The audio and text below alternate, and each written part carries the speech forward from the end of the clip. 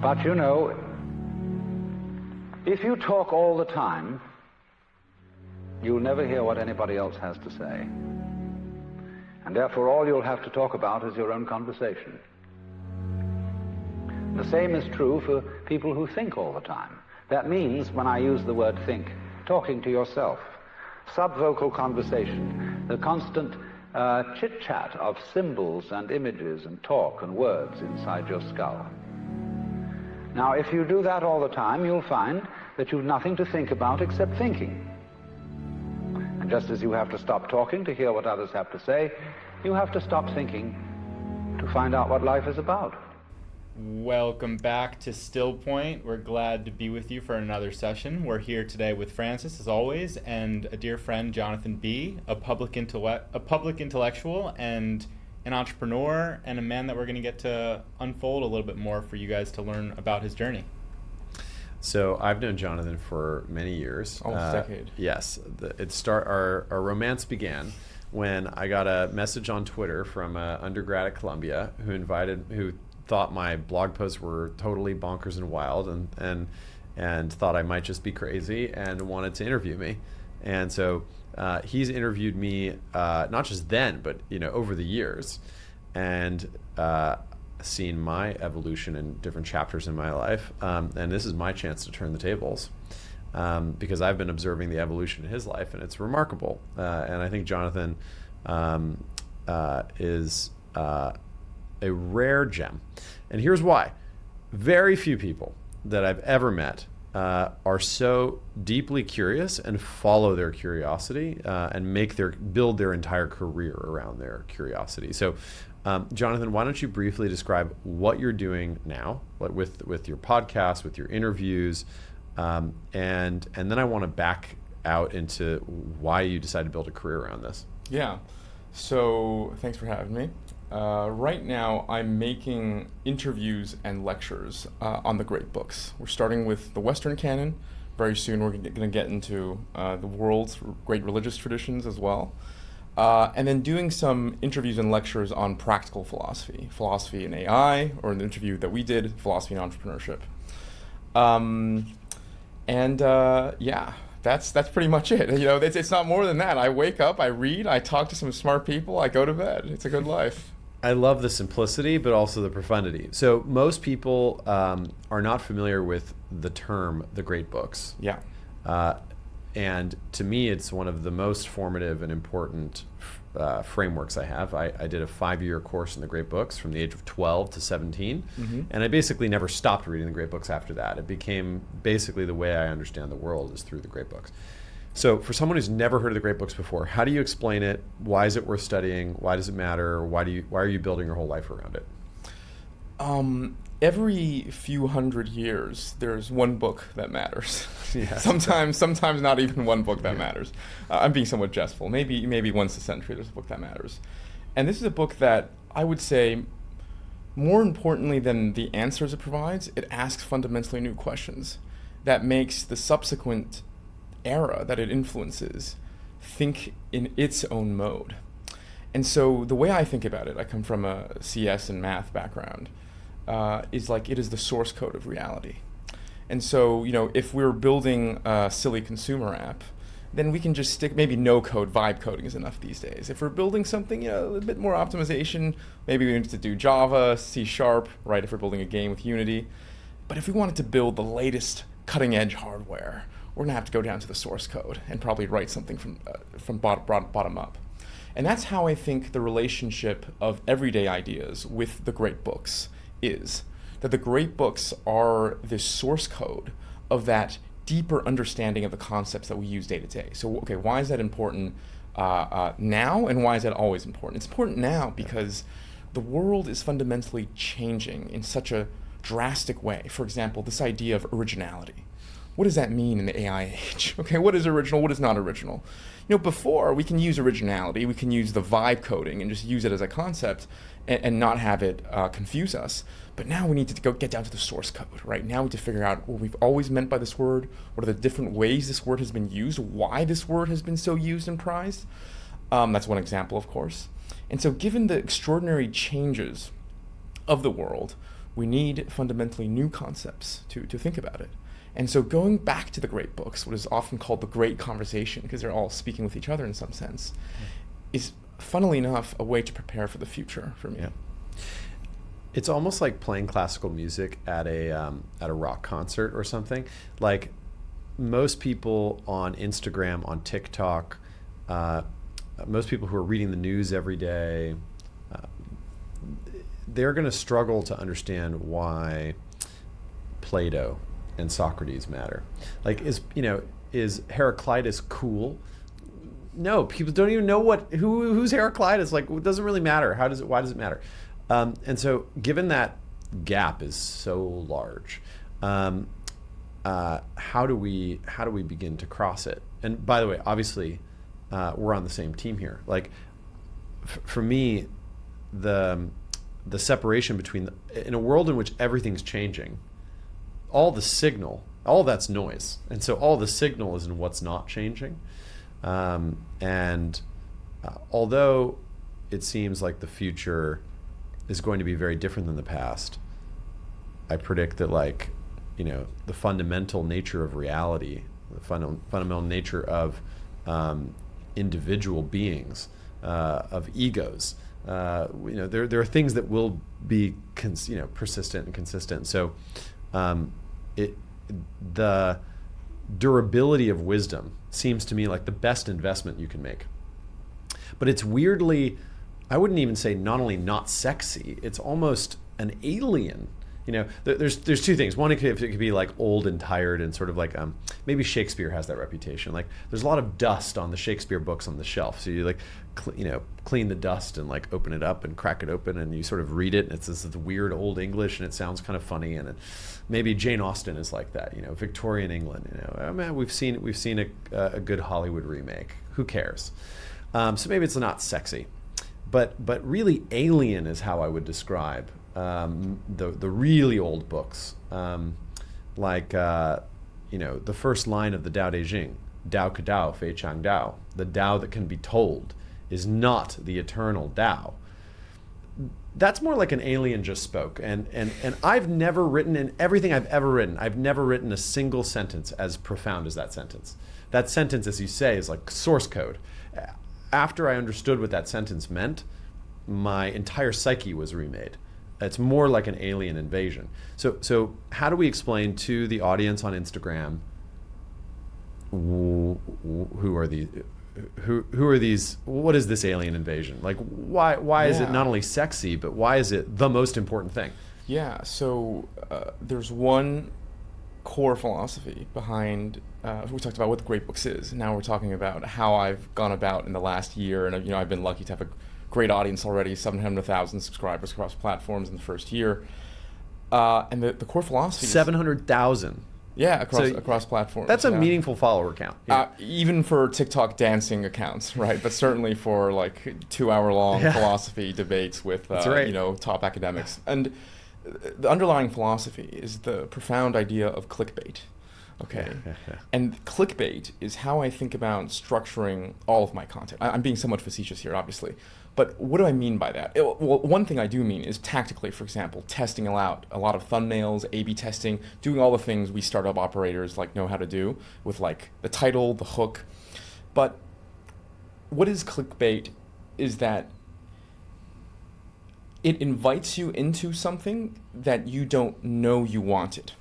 Or it dangles something in front of you and then changes it. Now, we think of clickbait as bad because usually what is changed is worse. Yeah. But when it comes to philosophy, I think the sleight of hand is for what it to be changed to be better. Okay, what do I mean by this? So the entire content funnel of my lectures and my videos, everything at the top needs to be immediately relevant to people. Mm-hmm. And so, for example, in our thumbnails, there's 3 general things that work. One is a how-to guide, okay? Plato's Symposium, How to Find Love. That's the title that most resonates with people. Genealogy of Morality, How to Be a Higher Man. There's shock, right? There's like shock, oh my God, how can this be true? And lastly, there's a question that is raised. And in my defense, I read Diotima's Ladder, which is a key component in Plato's Symposium. as ancient clickbait. Diotima's ladder is Socrates' account in the Symposium of what he learned from a temple priestess called Diotima about what is the true end of love. And it begins with something that everyone would resonate with loving one body. And then, I think Socrates invites us to ask, what is more beautiful than one body? What explains the beauty of one body? Well, it turns out to be multiple bodies, the beautiful features shared by all bodies. Okay, well, you can ask, okay, but what is more beautiful than this? What explains this? Turns out it's soul beauty, it's the beauty of character. And then you go up and up, and it's institutions that makes the good souls, and eventually you get to philosophy.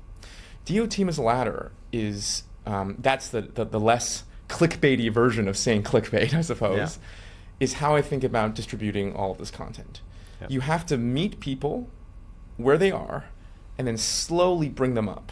Because if I title my lectures, critique of pure reason, understanding the transcendental prerequisites of consciousness. Yeah, immediately you're speaking a language that no one. But if you tell me, hey, this lecture will help you gain a better understanding of love, and you might go into it, and this is why it might be clickbait. You might go into it thinking it's like, this is how you talk to girls.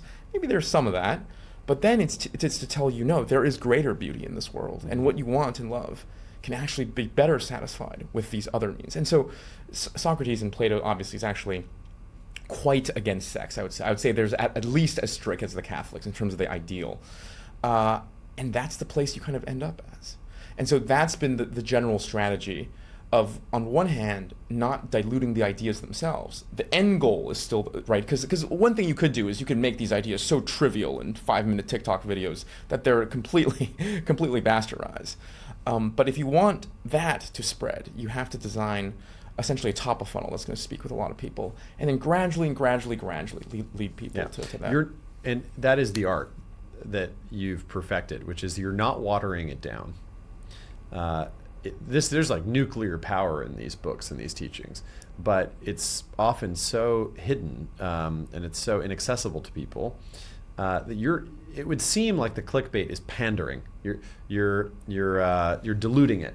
You're diluting it to the point where it's not relevant. But actually, what you're doing is I'm tricking people into doing philosophy. That's how I think about it. You're actually building a time travel bridge, from an audience in 2025 all the way back to the Symposium in the Golden Age in Athens, in this case, which was basically, my understanding of the Symposium was a dinner party that lasted all night long. It was so good, and every single person at the dinner party, gave speeches on what they feel like the true meaning of love is. And they all discussed and debated and critiqued their speeches, and they got together for that purpose. I don't know. I haven't been to a dinner party. I went to an amazing dinner party last night. Yeah, with you guys. Yeah. And we were all there, and it went to about midnight. But imagine if we went to the crack of dawn, because we were so hooked on the subject of love. I mean, actually, maybe this is an example. We should maybe host a new symposium. Yeah. That would be fun, and record it. That'd be wild. Anyways, you're building a time travel bridge that very few people have done. So my question next is, why did you choose to give your heart, your soul, your career to this? Really bright graduate of Columbia University, could have done anything. You could have gone into finance. You could have gone into technology. You could have gone into work for a major media organization. You could have gone work with governments. Why'd you do this? Yeah, so not only could I have, I did do that. My senior year, I was started working for a gentleman by the name of Joe Lonsdale, and I incubated a company with him called Opto Investments. It's a fintech platform, and we did really well. A year in, we raised $150 million at 480 posts. This was peak kind of November 2020 craziness. And I decided to leave 4 years in, right when we hit product market fit. And I had half my equity on the table that just started to be worth something. And it'll make more sense when I tell the rest of my maybe childhood and teenage and college story, but I just felt this pull. I was reading a biography about Augustine, St. Augustine of Hippo by Peter Brown. Dare I say it was even more moving than his autobiography, The Confessions, but it was so lovely. And I was reading how Augustine at my age was in this hyper-tracked, what we'd consider a lawyer career these days. And he just decided to give it all up. And what most, I think, especially Christians don't realize is his conversion towards God, pick up and read, was really a conversion towards philosophy as well. He decided to kind of leave the active life and go back to contemplation. And that was the same for me. In fact, this might be a professional hazard for me. I just realized when you ask me why great books, I give the clickbaity, why people should study great books. But that's not the primary reason I'm doing this. Like, this is not a public teaching project. And I make this joke all the time. Some people don't believe me. Anyone who I teach, I'm sorry, I didn't mean it, okay? Collateral damage.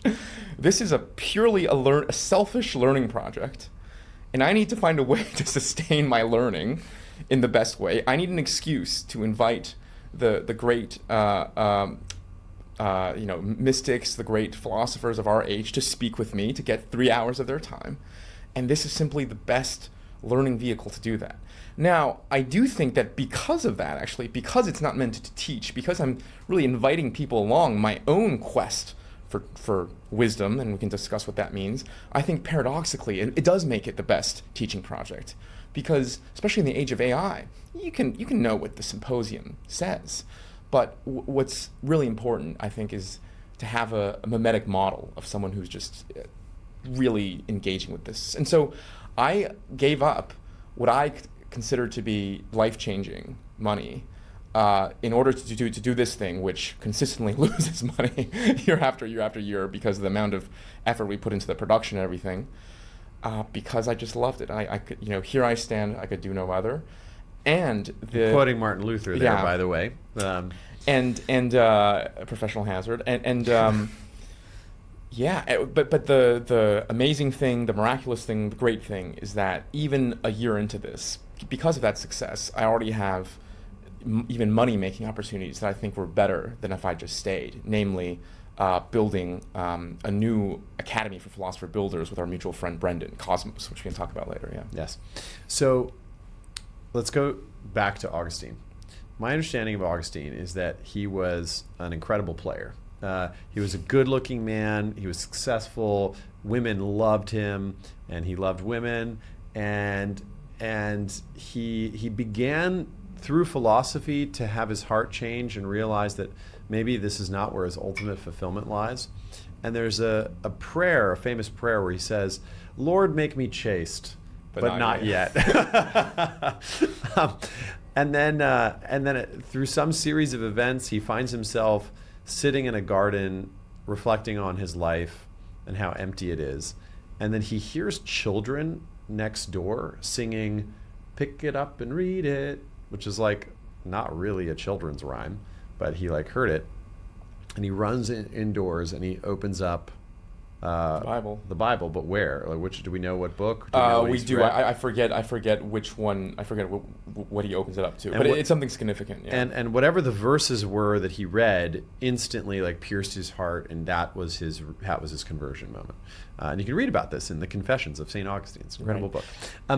There is a prior conversion where he decided to leave the active life and go into this contemplative. He wanted to basically get a commune with his buddies at a bit south of Lake Como, but all his friends' wives prevented that from happening, so he didn't end up doing that. But yes, so there's almost two conversions: one away from the active to the contemplative to the seeking life, and one in the seeking life towards Christianity. Yeah. So you basically made one conversion, from the active life to a more contemplative life, but you're still so active, right? And you. Implicit in your choice is values. You chose to value this pursuit of learning and wisdom and insight above material power, wealth, success, status. And I mean, I've seen your Instagram. Your Instagram's great. It's not like I'm not an aesthetic. You're not a renunciate. I mean, I've seen those abs in that bathing suit. It's like okay, this is. You're in the world and you're a young, successful, attractive man. why not value material things? Why did you elevate the spiritual over the material? Yeah, so I have a very heretical way of how I think self-improvement should work, for me at least. And it's built off of the theory of accelerationism, which I don't know if it started from a reading of Marx, but it's been associated with that school of thought. And the tagline that I've given, I'm going to write an essay about this soon, is through vice, virtue. And so the question is, what do you do when you have something vicious about you, or something that you don't like, or maybe you think is vicious? Let's say gluttony, or lust, or desire for power, for wealth. And usually the advice that you get from the religious traditions is to abstain from it. But I think if you read a lot of the traditions very closely, one intuition is to double down. Mm-hmm. Double down in the vice, and then you will see for yourself its own limitations. Yeah. If you're addicted to chocolate, eat so much chocolate you throw up. You know, exactly. Exposure therapy of some kind. And the first time I thought about this, I was in a Tibetan monastery in Nepal. A mutual friend of ours, my teacher, Tom Yarnell, who was my kind of gateway drug into Tibetan Buddhism, invited me, or recommended me, to go into this Tibetan Nepalese monastery called Rangyang Yishi Institute. And we were studying there, and a Hindu scholar was studying with me. And, very basically for our audience, the Hindus, much like the Buddhists, have the desire to escape samsara. The Buddhists... slow down. Samsara? The cycle of suffering, of rebirth, and so both of them want to escape the cycle of reincarnation. Yeah, right? What we call the world, they view as a kind of trap. Exactly. That no matter whether you succeed in the world or not, whether you're a king or a queen, whether you have your wishes and desires fulfilled or not, eventually this world leads to suffering. And they believe in reincarnation. So, any bad you do in this life, or even if you have a relatively good life this time around, if there's some underlying corruption of character, next time you'll pay for it. And so they view this as a kind of this world, this life that we're living, that we're all in somewhat of a prison. And so the spiritual seeker starts to think about, how do I escape the prison of suffering?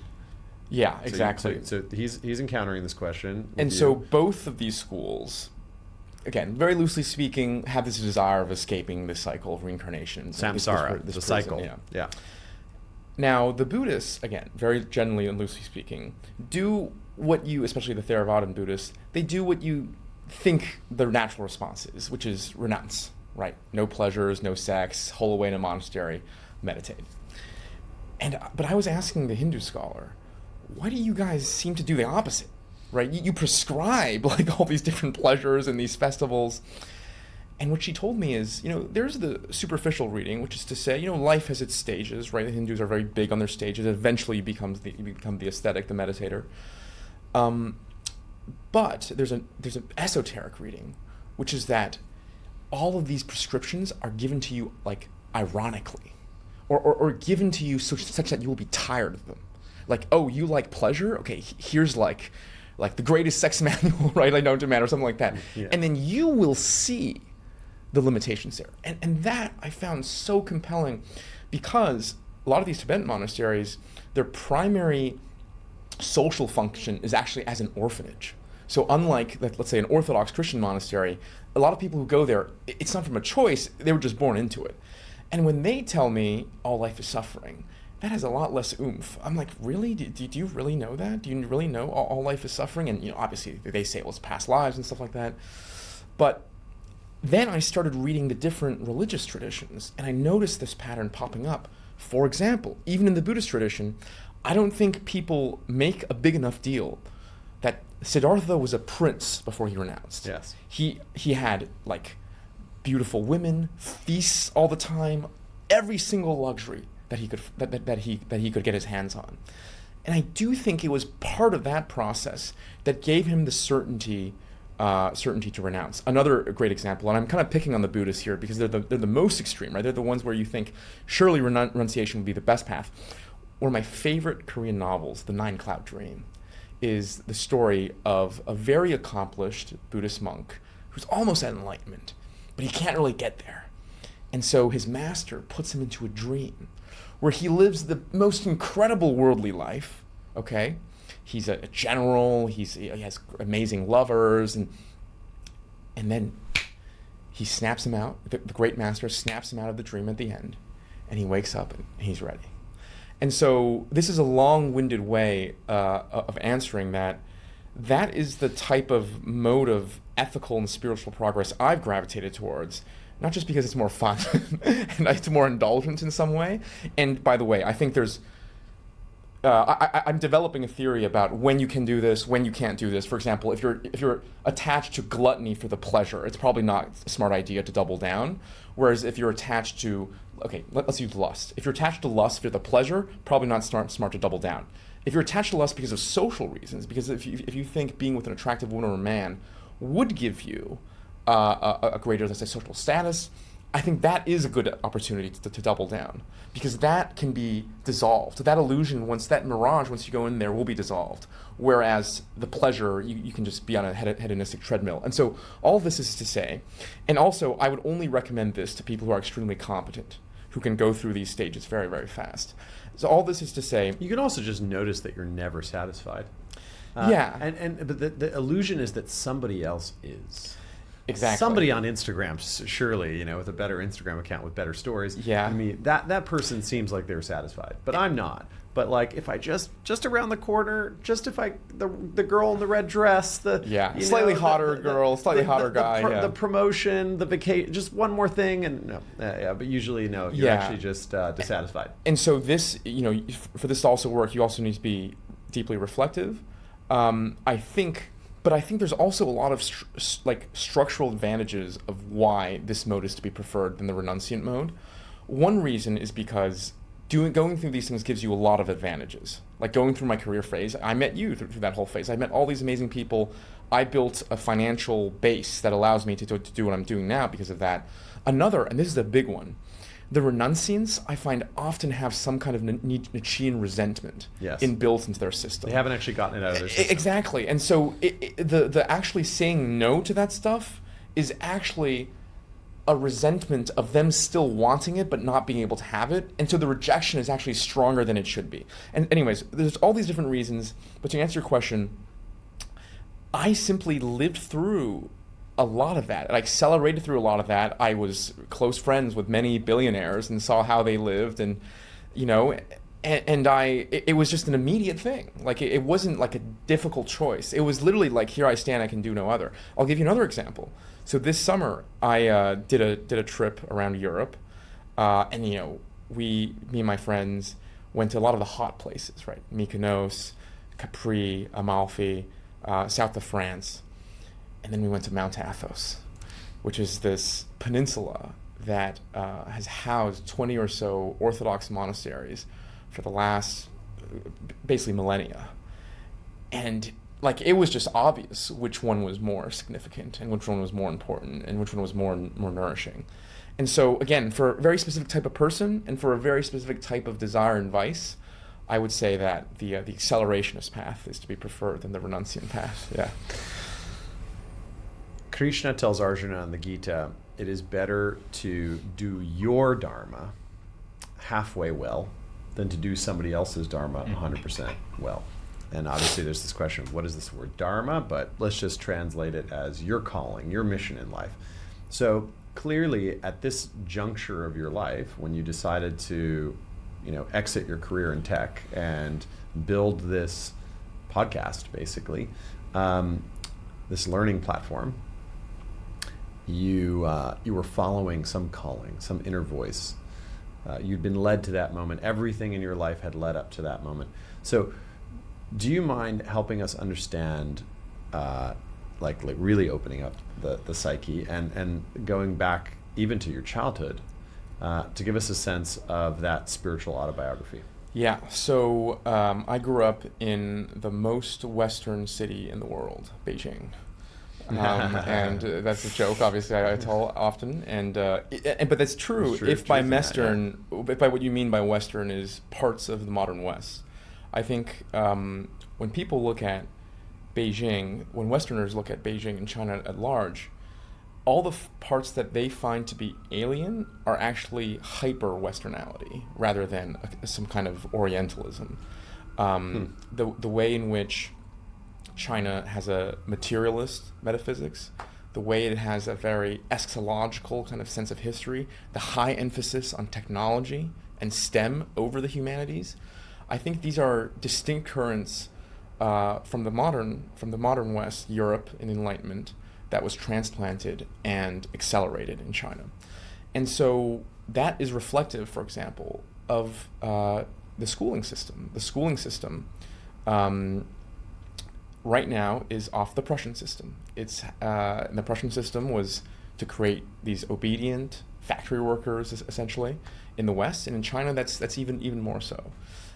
In China, in the West, we already have a significant emphasis of STEM over the humanities, and that was accelerated 100-fold in China.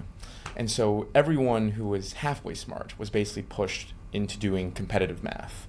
And so you would go to school at 8 a.m., come back to school at 3 or 4 p.m., 5 p.m. maybe. After dinner, your parents would send you off to additional math camp, and you'd have math camp over the weekends. So that was a form of what I call to be a agoge for the mind, okay? And the kind of Spartan agoge for the mind. And define the term. This is the infamous Spartan system of creating their sort of unparalleled warriors in antiquity, where I believe they take every young boy who's not the first son of the aristocratic house, because they need to inherit, and they kind of take him out of the family structure and throw them into this brutal, ruthless, but hyper-effective military training camp that made them the best warriors in the Hellenistic world. And that's both a deep compliment for the system, that it really, really, really gets the fundamentals right. I was decent in math in China. I was probably 90th percentile in grade 7, grade 8. I did no additional math training. I won gold in Canada in grade 10, and then I competed in the Canadian Olympiad in grade 11, grade 12, off of like 90th percentile, like Chinese training. And so on one hand, it's amazing. On the other hand, it kind of circumscribes the soul. Because the only way you can perfect way of putting it. You can get the only way you can get a kid. There's only going to be so many kids who like to do math 24/7.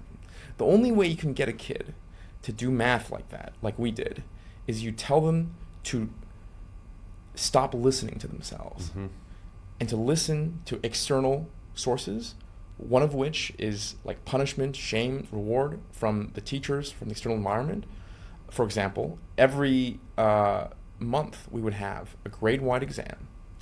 All of our scores would be laid out in front of a black screen in an auditorium. All your scores. Each person would be ranked, all 200-300 of us. We'd be called on stage one after the other, and our scores would be projected on the screen. Wow. And that, by the way, was amazing for me because I think my soul needed some circumscribing, okay? Yeah. I'm a naturally very kind of rebellious, and like, if I had grown up in the West, it would have all been over. I describe this as that's why I say... Who do you think you would have been? Maybe you, it would be terrible. Yeah, undisciplined, like crazy, ungrounded. Yeah. I don't know, but I will say, like, I describe it as the goge because it's ambiguous. It's ambivalent. Yeah. It has good and bad qualities. For me, it was perfect. Like, I was the soul that needed the kind of discipline, but then I needed to relearn, to get in touch with myself. Yeah. So first, what China taught me was, how do you just sit there and do something you don't want for an external end? And I think if I didn't have that training, I see how American kids are raised. You do not have the basis to enjoy the freedom here because you're going to be so distracted. However, if you stay in that system and you never learn your own thing, then you're never going to be your own sort of full kind of soul. And so I found that at the time I hated it. Retrospectively, it was the greatest gift, and I'm so grateful that I went through that agoge. When I came to the West, I will also say my parents, the reason I speak perfect English is my parents, in order to make me speak English, took me to Vancouver when I was 3, and then took me back so that I could have a proper education for all the reasons we mentioned when I was 6. And they moved just for me. There's a story of Mencius, I'm not sure you're familiar with, in China. It's called 孟母三迁. Mencius' mom moved thrice for Mencius.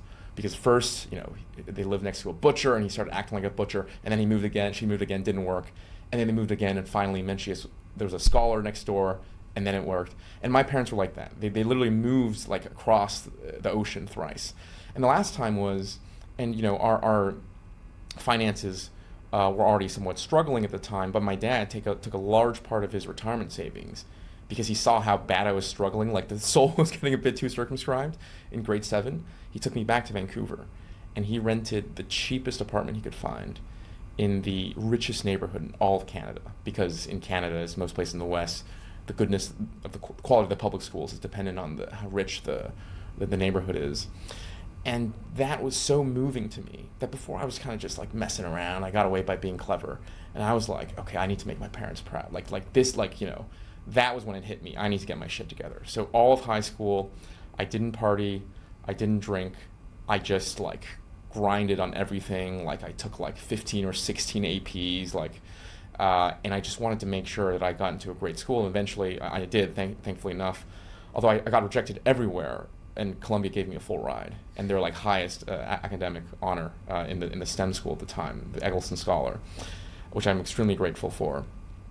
And and so, but after I got there, that was when this external, because in high school, right, being motivated by these purely external things. I want the prestige of an Ivy League. I want to make my parents proud. I got to do right. I got to, shut off my own desires.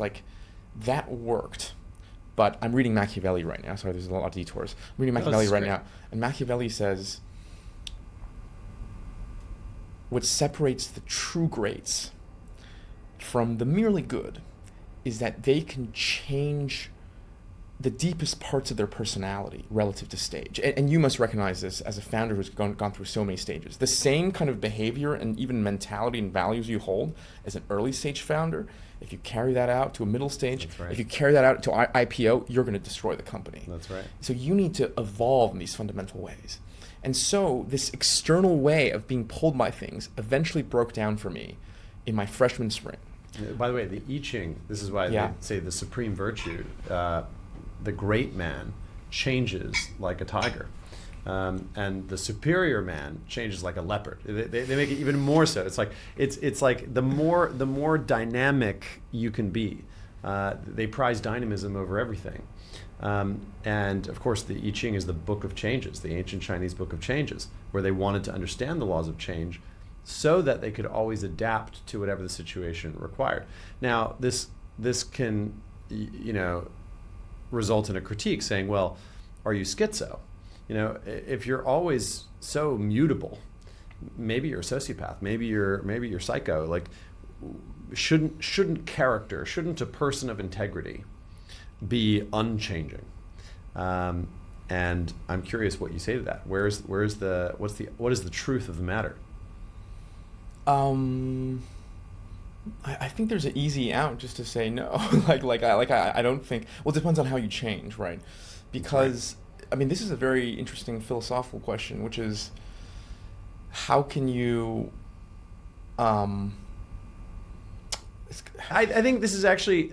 It is a stumbling block. I think Machiavelli can be read in two ways. One is he can be read as totally evil. The other is he could be read as ambivalent. And I actually think that there's nothing wrong with the Machiavellian reading. For example, Sun Tzu, who I read as a Taoist, says all warfare begins with deception. When you seem to be far away, you must be near. When you seem to be near, you must be far away. Attack where you're unexpected. There is a truth in that. And so there's a question, to use like a Harry Potter analogy, white magic versus black magic, defense against the dark arts. If you want to defend against evil and you're good, and you're in a war, and you know the enemy is going to engage in deception, are you not going to engage in deception? Yeah. So there's a way in which you kind of have to evolve.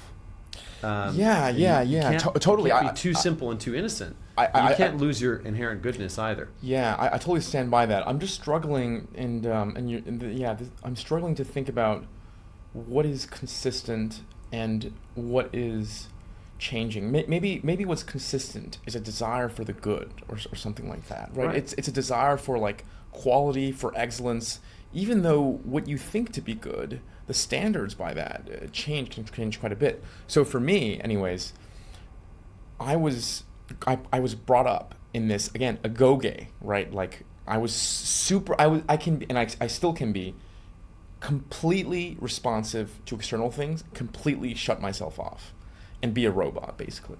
But there was an inner Johnathan that ultimately, and I see this even with children, sometimes like the youngest child will have like an essence to them, like a personality that almost they're born with, they come out of the womb with it. And that thing, that Johnathan will still be there when you meet 10-year-old, 20-year-old, 30-year-old, 40-year-old, 50-year-old Johnathan. And yet all these other things are changing.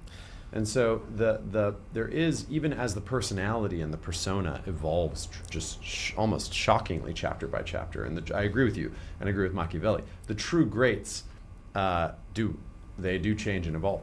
But there is something that is at the core of your being that isn't changing. And so what is that? Yeah. So maybe we can, I'll finish the story and we can find out the answer together. So this external mode of being externally validated really broke down when I left my freshman spring to build a startup. Okay, it was nothing notable. It was we barely even raised any money. My kind of co-founder at the time basically financed it, and it was a hair and beauty app. Okay, it was for men. It was like barber shop. It's already shocking that you took risks, given all the sacrifice. That you were a risk taker even in freshman year of college. Yeah. So this is very interesting. After I took so much risk, I basically gave up the full ride that I worked so hard for. Oh my gosh! Like, I didn't want to build the company. I went back in the company. I woke up and I dreaded waking up to build the company. I mean, I wasn't suicidal, but like I dreaded like waking up and doing the work that I had to do. Of course it failed. I went back to school, tail between my legs, one semester later.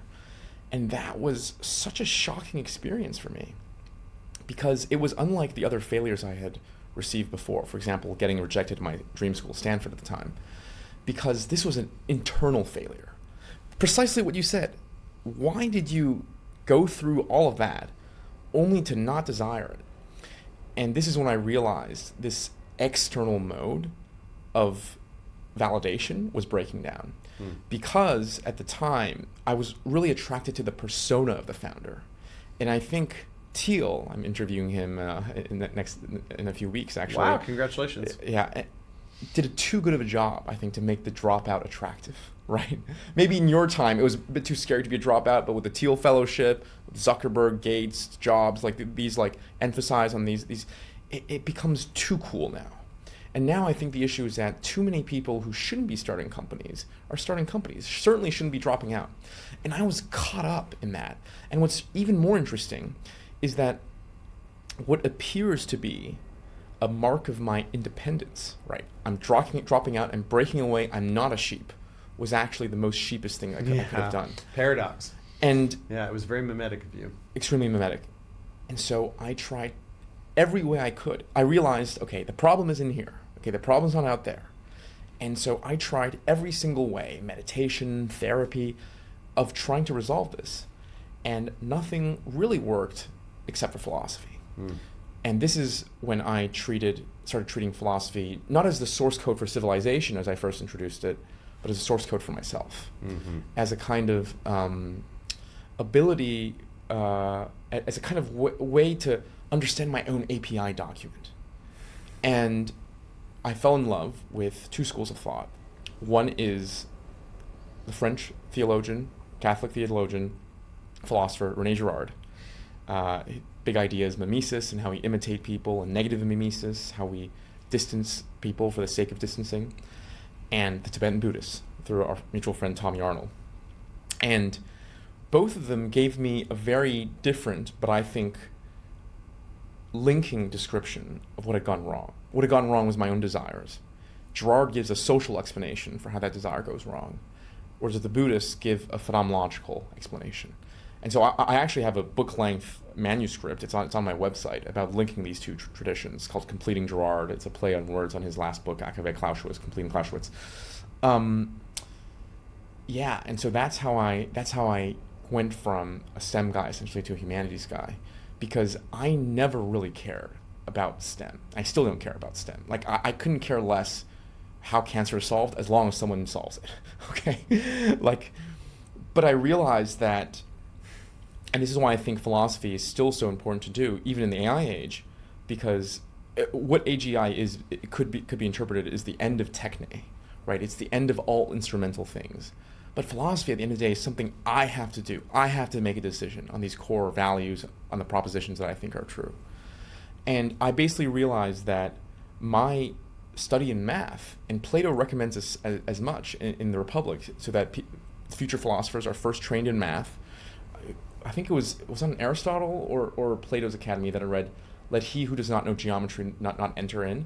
Anyways, the kind of rigor that the STEM education gives you was excellent when applied to these actually meaningful questions. In other ways, the methods of STEM apply to the kind of questions of the humanities, which I deeply care about. And so I basically fell in love with these philosophies. I think I went a bit too extreme. I think I went down that renunciant path, right? I gave up all these internships. I went to a Tibetan monastery, for Christ's sake. And then this is the nice thing about philosophy, is that if you read it with an open heart and you try to apply it in your own life, it can course correct. And so I happen to be studying with some of the greatest living philosophers now, Axel Honneth and Fred Neuhauser. Honneth is the director of the Frankfurt School, or he was when I was studying with him. And they have a whole theory called recognition theory, whereas Girard kind of made it seem like that all kinds of mimesis, imitation, recognition are bad. Honneth and Neuhauser kind of gave me the middle way. Humans cannot survive without that stuff.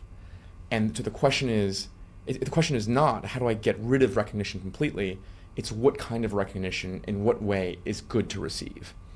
And so, by the way, that's one of the reasons I'm doing this project publicly. I know if I'm just a starving artist with no one, that's not a good life. And people in modernity have this wrong view, I think this overly romantic view, that it's only the artist who has no recognition, who has no money, that's the true artist. That wasn't the true artist at all for most of the history of human history. They were aristocrats. Shakespeare had not only had great art and practice, but it was supported by his investment in the Globe Theatre. The rest of his contemporaries were players, sometimes scoundrels, who died at 30. And so, and Da Vinci's clients were kings and dukes. Exactly, yeah. Right. And so this is an example of how that philosophy actually made me realize, no, I have to build an audience. Doing this in a renunciant, I'm going to write my Nietzschean book and no one's going to read me and I'm going to be all resentful, is not a good way to live, even for the work.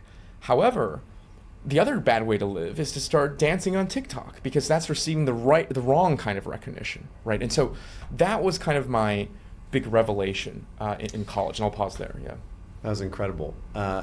In this evolution and transformation from a STEM student to a liberal arts student, you've solved one problem, which is that you were feeling lost, and now you feel like you've found a map, at least, with another problem, which is that philosophy is a hard drug.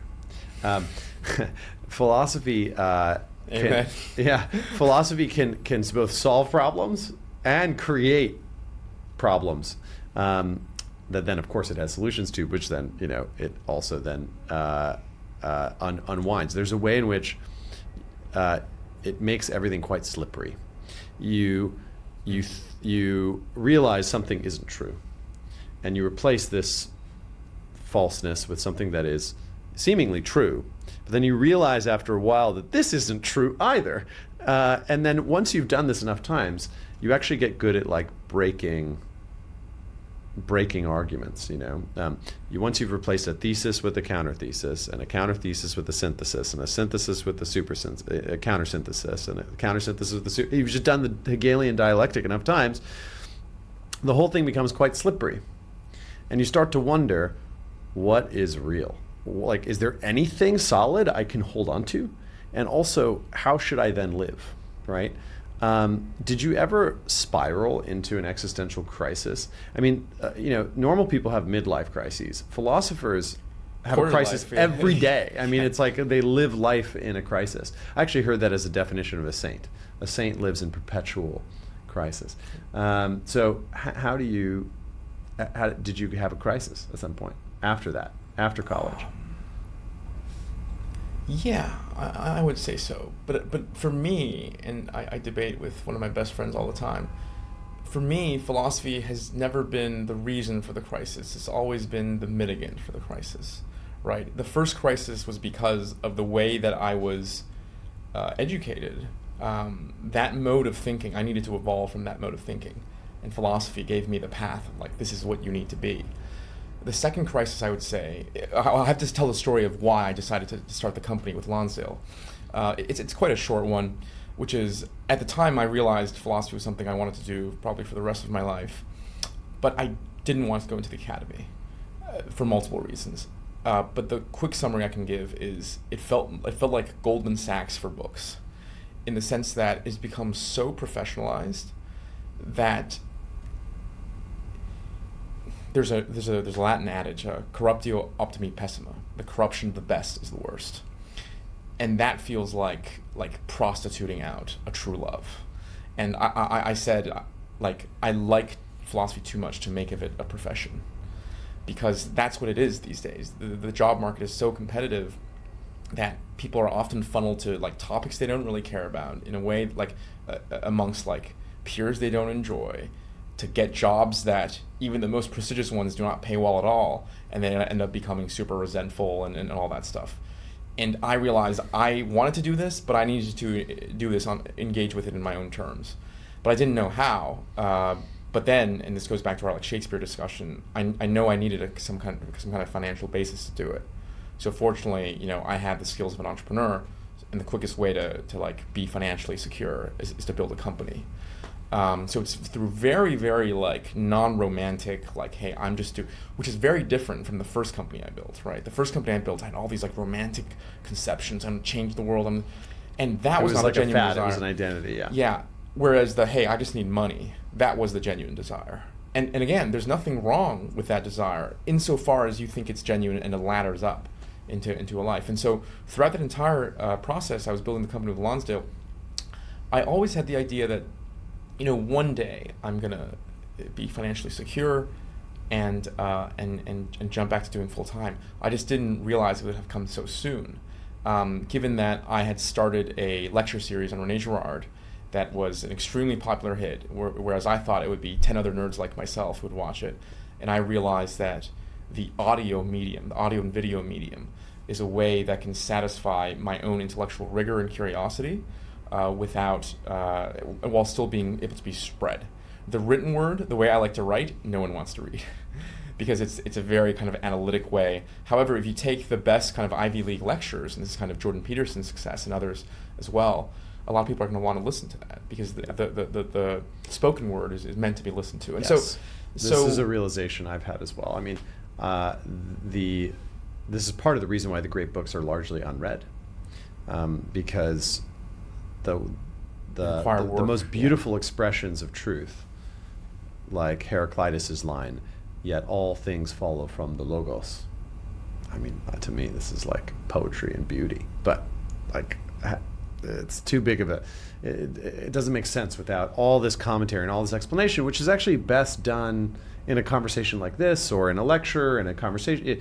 You have to explain it to people. And so there is a way in which writing is always tone deaf. Even if it ascends to the level of the highest mystical poetry or the most profound philosophy, it just it's very rare that it actually reaches the wider audience. And Socrates says as much in the Phaedrus. Socrates has an infamous critique of books in the Phaedrus. Part of the critique is exactly what you said, that writing is stale and it does not know how to adapt its speech to different listeners. Now, I, on the other hand, actually think it's quite nice, this is a critique of LLMs, that you have to meet the writer where they are, because it forces you into an alien place. But anyways, so all this is to answer your question.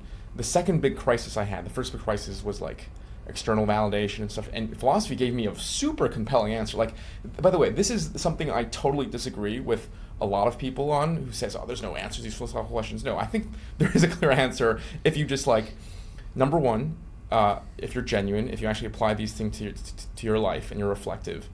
And number three, you don't hold philosophy to the same kind of degree of rigor as you do mathematics or STEM. I think in the Nicomachean Ethics, Aristotle says that it is as foolish for a philosopher to accept the kind of metaphorical reasoning as a rhetorician, as the rhetorician, what did he say?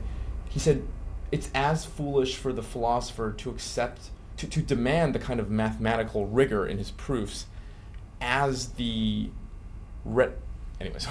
Well, to his point. It's basically what he was trying to say there, even though I forgot the exact analogy, is different things have different standards of proof. That's right. Rhetoric is sloppy compared to philosophy, and philosophy is sloppy compared to math.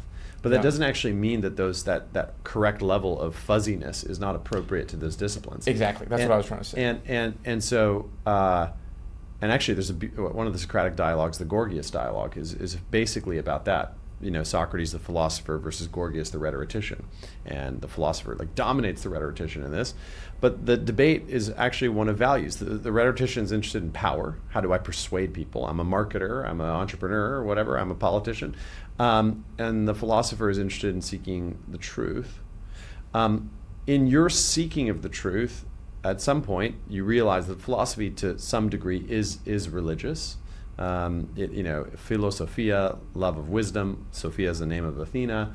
The philosophers did have a god. The philosopher's god. The Logos, which St. John gives homage to in his gospel. But there are the other religious traditions, and they claim to have each their own truth. And of course, you've seeing some similarity between Girard and Tibetan Buddhism, at some point you became good at comparing truths. And so have you found a foundation for your own life and your own soul? Do you feel existentially secure? And if so, what is your belief system? And how does it compare with all the ones on the market? Yeah, so the first crisis, right, was external validation.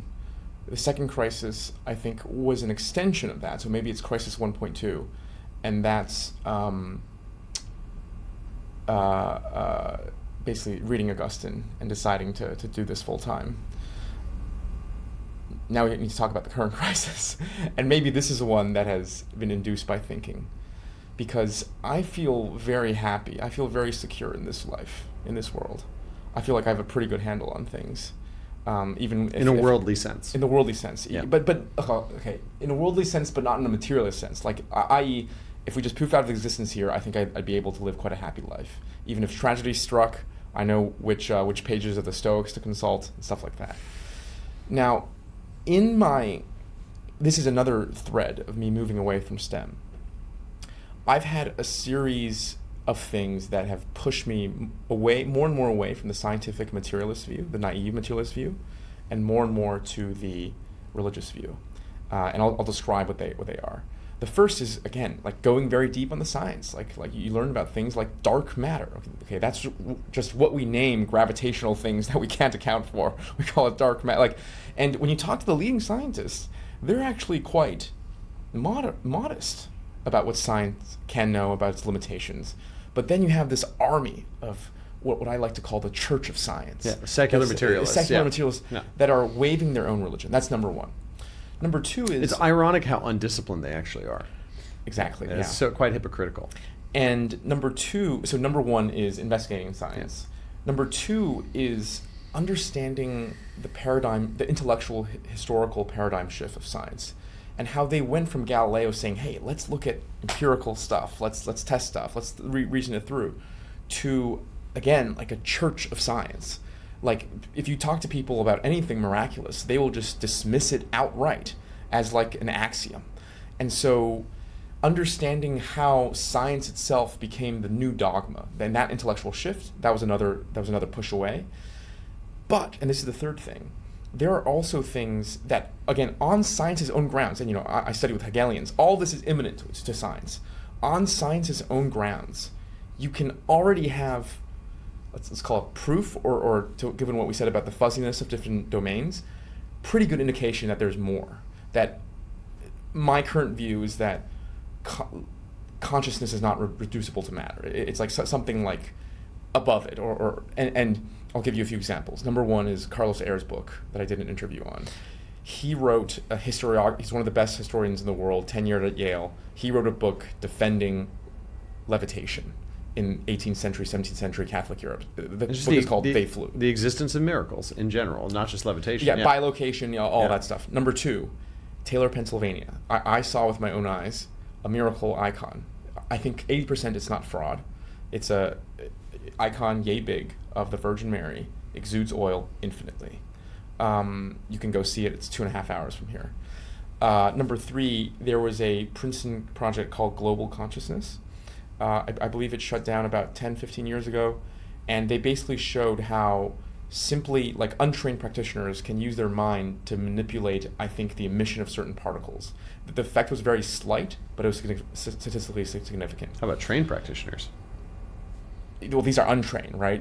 Yeah. Number four, there is a lab in Rice University. I think it's called Archive of the Impossible, and there's a philosopher and religious scholar that's dedicated to study all of this. This one I actually haven't investigated. I'm going to go try to interview him. The last one I'll mention is the founder of Xerox endowed a lab at University of Virginia to study reincarnation.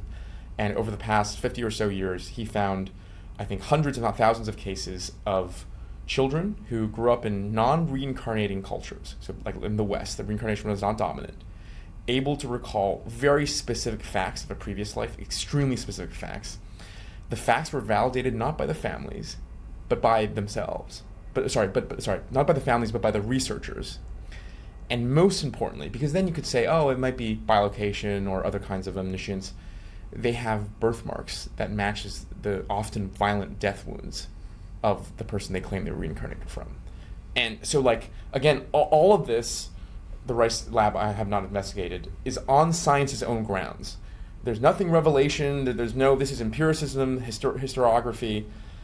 If you reject this, a lot of science is going to go out the window. So these are the three ways that imminently through science itself, by just like pushing really hard, I thought there was more. And then the fourth one I'll say, this is the positive pole, I've just been so impressed by the great minds from the religious traditions, whether the ones I've explored, Nagarjuna, Chandrakirti, Shantideva, and the Catholic traditions, Augustine, Aquinas, Gerard. And I've also been... By the way, there's so many more than that. Of course, the number of great minds that have come from all the various traditions is shockingly large.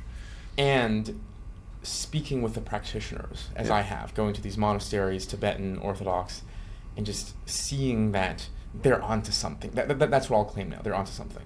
And so as a result, I'm on... this is, I think, a new path that I'm on. So for the next... You actually caught me in a great place to do this podcast. For the next period of the foreseeable future, my Great Books project is going to be focused on the great world religious traditions. Expand outside the Western canons, can be the interviews with Taoists, the great Hindu masters. This has stuff like been that. my path as well. Exactly, Yeah. And so I'm just going to go all in on that because this world, I feel pretty happy. And philosophy got me there. Like philosophy got me to. When a you place say philosophy, you mean Western philosophy? Western philosophy, also the lessons from Buddhism and stuff like that. But it got me there. But now I'm curious to figure out what's potentially coming after. Now here's where I think you and I diverge, which is. I think your position is more of like a, let's get them all in, let's, we're welcoming to everyone. I am a bit more dogmatic than that. I see that these traditions, if we're to take them often literally, make exclusive claims, right? Jesus, I believe in Matthew, says, only through me, only through me. I am the way, the truth, the life. Yeah, but he also says, like, only through me, yeah. And a lot of the other traditions make those singular claims. So what I clearly agree on, and thank you for recommending Perennial Philosophy by Aldous Huxley. Yeah. Amazing. There are similar inputs and outputs that the mystics do. For example, fasting, diet, like refraining from sex, being a hermit, that gets them very similar superpowers. Levitation, mind reading, bilocation. But what's important, so the study of the salvation of one's soul is called soteriology. The soteriological path that these different traditions prescribe, I think, unlike you, is mutually exclusive. Like if we take Jesus literally, right? And if we don't, then what else don't we take literally? It's only through him. Now, many Christians don't even believe this. A lot of Christians do. And the Buddhists, for example. There is a clear way you need to meditate. That's different from the way that the Hindus meditate in order for you to achieve enlightenment. Right. And so my project, I think, is a bit more scary than your project because there's a lot of failure cases, I think, for me. And what's really difficult for me is when I go to the greatest religious scholars in one tradition that I really respect, and I ask them about the other traditions, they give really only two answers. One, if they're feeling charitable, is that they're approximating a truth. Number two, they're demons. They're literally the demonic. And the issue with that claim is that each one says the other is approximating the truth, right? The Christians say, well, in the East, they didn't get to hear Christ, so, Buddhism is the best they got. The Buddhists say, Jesus is a great bodhisattva of the West. He was working within the Jewish tradition. He had to use a skillful means, and he couldn't talk about emptiness. It was too far ahead of their time. There must be a right, let me put it this way. Let's take the Abrahamic religions. At most, one of them is true. Jesus is a deceiver. This is the Jewish view, Orthodox Jewish view. Jesus is God, the Trinitarian view, the Christian view.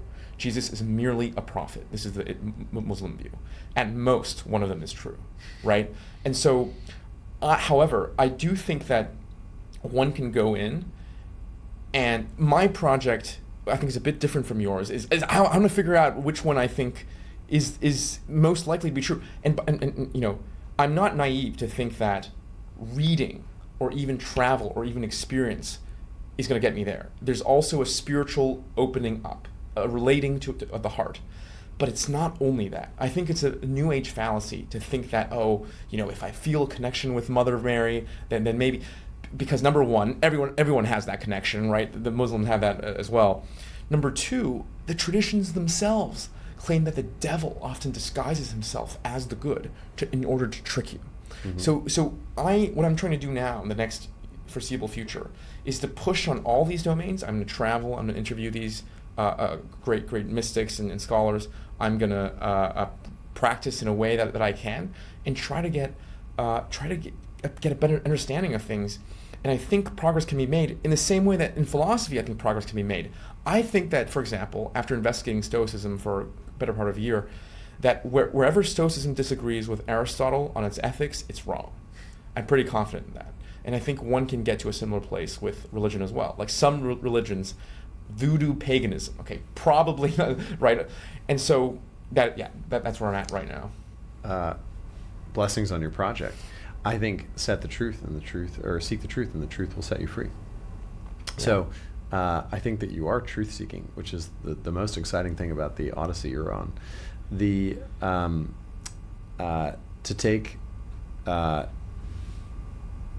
example from C.S. Lewis's Chronicles of Narnia, there's a scene towards the end of the last book where someone who's been worshiping the quote-unquote wrong religion is let into heaven in the story. And the question is, well, why is this guy here? And the explanation is that while he worshipped this form instead of that form, he did it in the right spirit and the right truth. And so the gate was open to him. And this is from Lewis, who is a Christian and quite a Orthodox, call it an Orthodox yeah, Anglican, right. And so there is still, even though when you talk about literalness, there's the question of paradox and interpretation. So the Hindu will interpret Christ's sentence, "I am the way, the truth, and the life. No one comes to the Father except through me," as yes, of course, this is an avatar of Vishnu. And if Rama said it or if Krishna said it, it would be equally as true because it's the same person. It's the same soul reincarnating. And then, of course, if this was an ecumenical council, everyone would be at each other's throats. So, of course, everyone would disagree. You're right about the disagreement.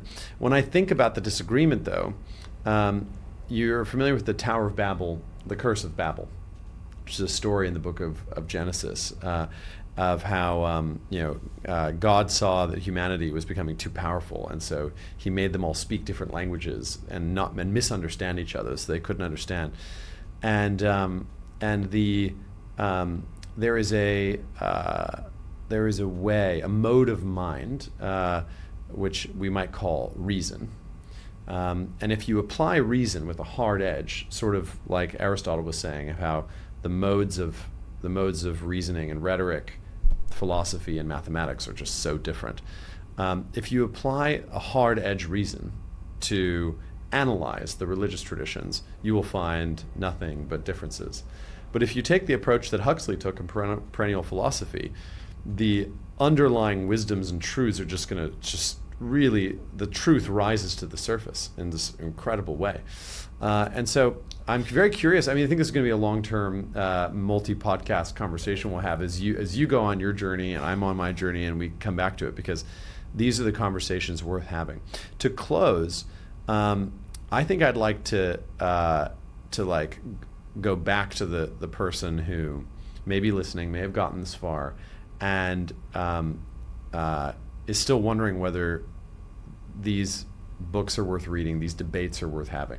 Because where you and I may have a philosophical debate about something, underneath that is this incredible shared value of these debates are worth having, these questions are worth talking about, they're worth obsessing about, they're worth spending your whole life. This is the great conversation. So for those who aren't in the great conversation yet, do you have a life raft to offer, or a clickbait? A clickbait, yeah, final clickbait for us to close with. I would say this is one of the beauties of, okay, let me respond to your comment first, and then I'll answer your question, which is, I don't want to give the impression that I'm a sectarian, and I'm like, no, it's, or have you seen that South Park episode? One of the sects is right. Well, yeah, like that South Park episode where everyone dies, and this person's like, but I was like a practicing Jew. Why am I here in hell? And the other one's like, but I was a great Orthodox Christian. And then the like God's avatar who's dressed like a DMV person, like the answer was Mormonism. Mormonism was the like, that's not how my picture of the cosmology works. But I think where you and I do disagree is like, yes, you can interpret. Leave it things, to South Park to really highlight the philosophical issue at stake. You can of course interpret many things in different ways. Yeah. And you can try to combine them, and that is part of the project. What is the commonality of all these traditions? And that's part of the project. But sometimes you need to make, like, A and B disagree. Like, there's no way to interpret them to be coherent without really neutering them in a way. Mm-hmm. And one needs to make a decision. One example would be, is like the universe eternal, or does it have a start? And maybe there's a way to interpret it out of that. But my point is, I'm exploring these because of my experiences away from the materialist reductionist view. I already know that ain't it, okay? That the science stuff, like this kind of scientific view, not science itself, the scientific scientism, yeah. This ain't it. Yeah. What else is there? And so that's the kind of journey I'm on. But I'm not like, I need to convert to like this thing. Okay. We should do a whole other interview on this. We should, because actually a lot of this... And this ties with eternity. Because I've been so obsessed with this question. I mean, I've spent my whole life trying to seek the truth, the same thing. And I think a lot of the mystery lies in the nature of paradox itself. So take the elephant, right? One person's like, but it has tusks, and the other's like, no, it's not, it's wrinkly. And it's like, yeah, you're actually touching the same thing. It's just what we're talking about, which is the fundamental nature of reality. Ultimately, is just a pretty complex, multifaceted thing. Right. But to answer your final question, I think this is where AI can actually be quite helpful. The way I got into it, philosophy as a way of life, was I had a clear question that I had around the problems of desire, and I happened to luck into having a friend who was able to connect that with a philosophy book, and then I was hooked. If you had given me just Plato's Republic to read, I would have hated it. I didn't. So I think just ask the LLM whatever problem is really bugging you. What are the books that really speak to this? Yeah, it is actually an amazing guide. I think that's amazing. Yeah. This is actually why the Great Library of Alexandria has created an AI avatar called Virgil. The idea is Virgil's guiding Dante. Okay. Help us get one last clickbait out of Johnathan before we leave. How should we end it? What's a good question? Do a dance. How do you know when you landed on something true?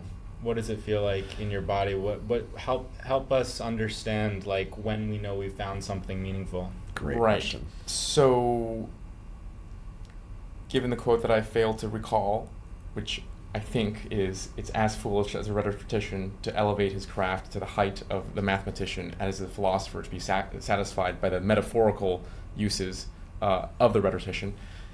Given that understanding of the different domains and epistemic confidence you need, I think it really, really depends, right? So, we'll start with why do I think Aristotle is right over the Stoics? Their fundamental claim about how much do externals matter for happiness. The Stoics say 0, right? Like the Cynics. Then they bring it back, this idea of preferred indifference. You can find, in my mind, imminent contradictions within the theory. So that's one thing that you obviously look for. If a competing view has an imminent critique, right, that's the strongest form of critique in my mind. And by the way, when I like to look for religions and which one are more trustworthy, I look for imminent kind of contradictions. Jesus, Matthew 24 says, before this generation ends, you will see all these things happening. He's talking about apocalypse. That's a pretty big problem. If generation means that, you guys here, there's ways to interpret it out of it. That's one thing you look for. Another thing is just you apply to your life. Do you think it's plausible that all external things are completely indifferent? Yeah, maybe they don't matter that much, but they're completely indifferent. And so I think with different kind of argumentative techniques, if they all triangulate on one thing, and there's also an experiential component that you test them against your own experience, I think you have enough certainty to act, if not mathematical certainty. Yeah. Mm-hmm. That's beautiful. Do you have a quote that you live by to leave us with? Well, it's clearly not the rhetorician quote, is it? I thought your final rendering was excellent. But it's not a quote so much to live by. Quote to live by. God make me chaste. Not yet. On that note, it's a good session. Thanks so much for coming here. I loved our conversation, and I'm so excited about this next chapter for you. It's going to be amazing. Thanks, gentlemen. Cheers. And the moment you stop thinking, you become into immediate contact with what Korzybski called, so delightfully, the unspeakable world. The most ordinary sights and sounds and smells